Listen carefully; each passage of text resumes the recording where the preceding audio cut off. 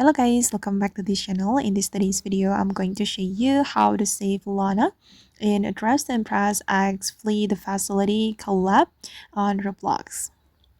Okay, let's get into it guys. First thing first, you need to join the free play server or the free play mode, and then you can follow me.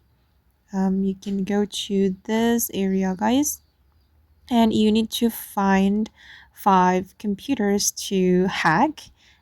Okay, and I'm going to show you the first location. Okay, this is the first location guys. You can click on the pink part to hack the computer and then you will get a code. Okay, I got my first code, and the second location is at the Diva school, and the third location is at the Diva cafe, this one, and the fourth one is near the photo booth, and the last one is here.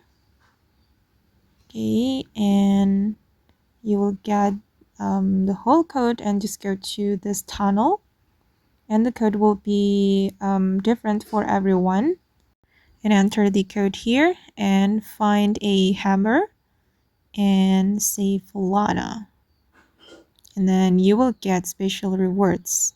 Okay, you will get 3 items guys, and the items are so cool.